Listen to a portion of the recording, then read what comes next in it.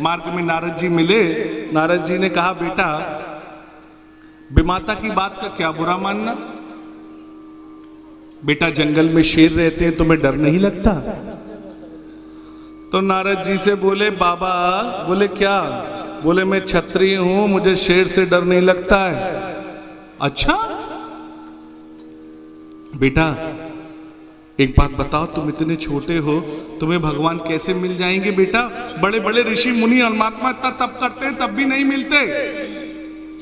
ध्रुव जी ने अपने दोनों छोटे पांव ऊपर उठाए और दोनों हाथों को ऊपर उठा के बोले, देखो ना बाबा मैं बड़ा हो गया हूं, देखो बाबा मैं बड़ा हो गया हूं, अब तो मिल जाएंगे।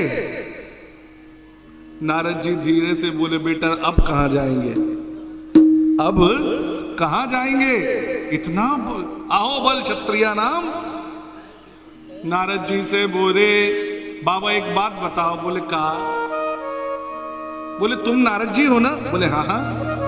तो मुंह को लगे तुम डुप्लीकेट हो। बोले क्यों? बोले मेरी मैया कथा में सुनाती नारद जी भगवान से मिलाने वाले हैं, और एक तुम कह रहे हो बार बार वापस जाओ वापस जाओ।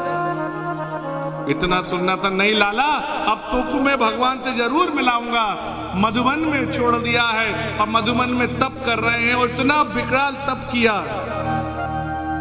एक माह में पहले थोड़े फल खाते थे, वो भी 3 दिन में वो छोड़ दिया।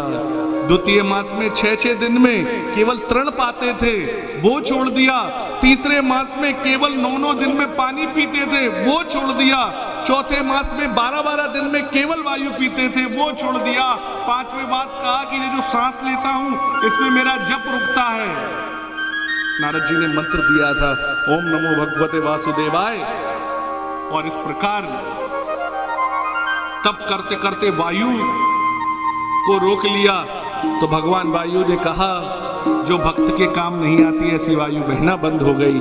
चराचर देवता सब लोग बिना वायु के व्याकुल हो गए, भगवान के पास गए, प्रार्थना करी, प्रभु वायु बहना बंद हो गई है। भगवान ने कहा, मैं जानता हूं, एक मेरा प्रिय बालक ध्रुव तप कर रहा है, और कल उसे मैं दर्शन देने नहीं, उसके दर्शन लेने जाऊंगा। 5 वर्ष मैंने कहा था ना प्रथम दिवस कि संसार में बालक जैसे बन जाओ, ना कोई राग ना कोई द्वेष, अपने आनंद में। और आज बालक को भगवान आए हैं, सहस्त्र शीर्षा पिततो गुरुत्मता मधोर्वनम भृत्य दिदृक्षया गता।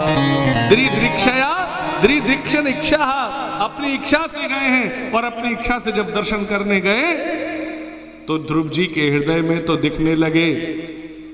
ध्रुव जी के हृदय में जाके बस गए, और जैसे हृदय में बसे तो धीरे से ध्रुव जी ने आंख खोली तो बिल्कुल सामने ठाकुर जी प्रकट है गए।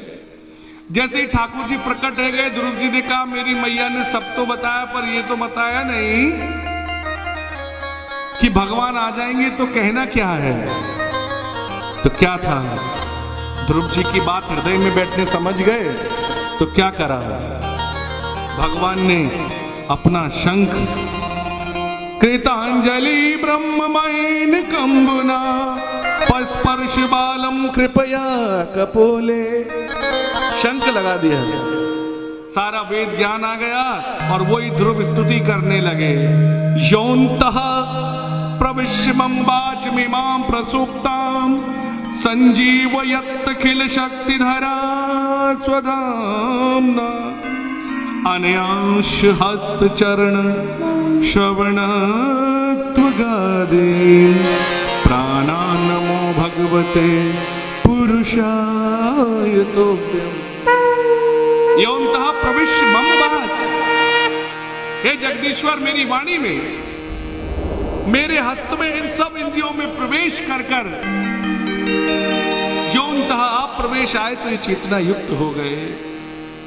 मेरा हाथ आपकी सेवा करे, संपूर्ण एक एक इंद्रियों को सुंदर 42 श्लोकों में सुंदर स्तुति करे। एक एक श्लोक में बताया प्रभु आपको तो वही जान सकता है जो आपकी कथा को जानता है। स्तुति पूरी करी, और स्तुति पूरी करने के बाद भगवान ने कहा, आओ ना ध्रुव, गोद में आ जाओ। पर जैसे ही बुलाया तो कभी ध्रुव जी इधर देखते हैं, कभी उधर देखते हैं। पूछा, अरे बेटा तुम्हारी इच्छा थी ना मेरी गोद में बैठने की, क्यों नहीं आते?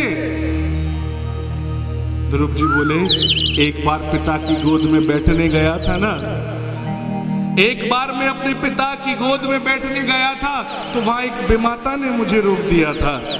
इतना सुनना था, उतनी देर में पीछे से 4 हाथ रूप धरे लक्ष्मी जी प्रकट हो गई और लक्ष्मी जी गोदी में लेकर भगवान नारायण की गोद में ध्रुव को बिठा दिया। बेटा ये माँ तो मिलाने वाली है, ये कभी बिछड़ने वाली नहीं। इस पर